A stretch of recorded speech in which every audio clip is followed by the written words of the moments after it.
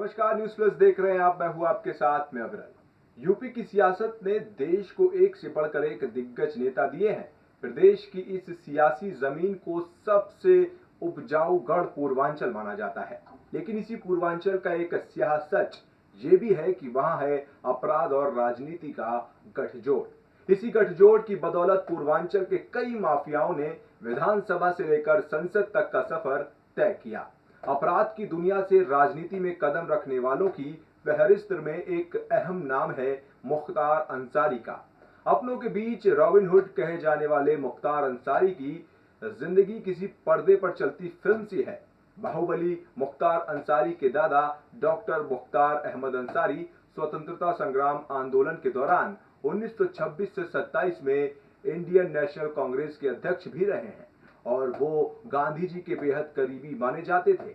उनकी याद में दिल्ली की एक रोड का नाम उनके नाम पर रखा गया है। इतना ही नहीं, भारत के पिछले उपराष्ट्रपति हामिद अंसारी भी मुख्तार के रिश्ते में चाचा लगते हैं। लेकिन मुख्तार के अपराध की शुरुआत कहां से हुई और कौन है मुख्तार अंसारी, देखते हैं अपनी इस रिपोर्ट में।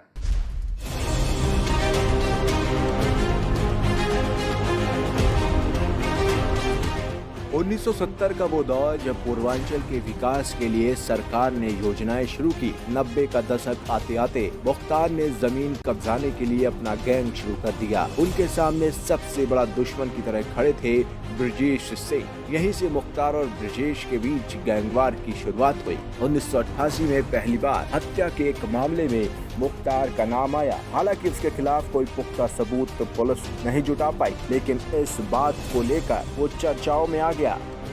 1990 के दशक में मुख्तार अंसारी जमीनी कारोबार और ठेकों की वजह से अपराध की दुनिया में कदम रख चुका था। पूर्वांचल के मऊ, गाजीपुर, वाराणसी और जौनपुर में उसके नाम का सिक्का चलने लगा था। 1995 में मुख्तार अंसारी ने राजनीति की मुख्य धारा में कदम रखा। 1996 में मुख्तार अंसारी पहली बार विधानसभा के लिए चुने गए। उसके बाद से ही उन्होंने ब्रजेश सिंह की सत्ता को हिलाना शुरू कर दिया। 2002 आते आते इन दोनों के गैंग ही पूर्वांचल के सबसे बड़े गिरोह बन गए। इस दौरान मुख्तार अंसारी के काफिले पर हमला हुआ। दोनों तरफ से गोलीबारी हुई। इस हमले में मुख्तार के 3 लोग मारे गए। खबर आई कि ब्रजेश सिंह इस हमले में घायल हो गया। उसके मारे जाने की अफवाह भी उड़ी। इसके बाद बाहुबली मुख्तार अंसारी पूर्वांचल में अकेले गैंग लीडर बनकर उभरा। इस गैंगवार में ब्रजेश सिंह जिंदा पाए गए और फिर से दोनों के बीच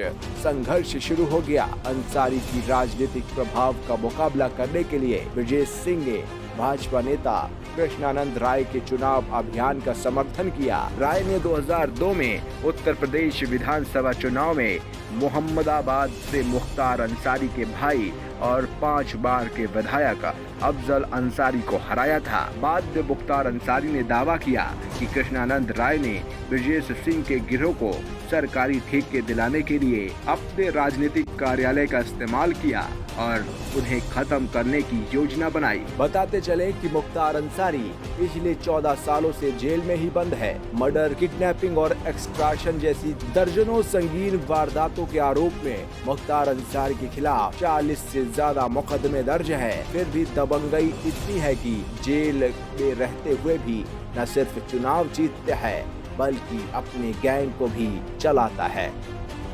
2005 में मुख्तार अंसारी पर मऊ में हिंसा भड़काने के आरोप लगे। साथ ही जेल में रहते हुए बीजेपी नेता कृष्णानंद राय की 7 साथियों समेत हत्या का इल्जाम भी अंसारी के माथे पर लगा है। बता दें कि ठेकेदारी, खनन, स्क्रैप, शराब, रेलवे ठेकेदारी में अंसारी का कब्जा है, जिसके दम पर उसने अपनी सल्तनत खड़ी की है।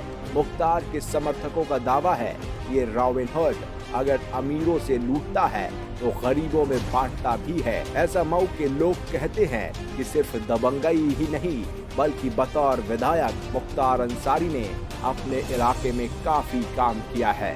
सड़कों, पुलों, अस्पतालों और स्कूल कॉलेजों पर ये रॉबिनहुड अपनी विधायक निधि से 20 गुना ज्यादा पैसा खर्च करता है। 40 से ज्यादा मुकदमे सिर पर लिए मुख्तार अंसारी 14 साल से जेल में बंद है, लेकिन पूर्वांचल की राजनीति में इसका सिक्का लगातार कायम है। चाहे भाई अफजल की सियासी पारी हो या बेटे का सियासत में पहला कदम, दोनों को जो भी जीत मिली उसमें मुख्तार का ही योगदान माना जाता है। फिलहाल उत्तर प्रदेश की योगी सरकार लगातार अपराधियों पर शिकंजा कस रही है। हाल ही में मुख्तार के लखनऊ स्थित आवास को गिरा दिया गया है और बेटों और उसके गुर्गों पर लगातार कार्रवाई की जा रही है। Bureau report, news plus. Latest खबरों से जुड़े रहने के लिए हमारे चैनल को सब्सक्राइब करें और बेल आइकन को प्रेस करना ना भूलें।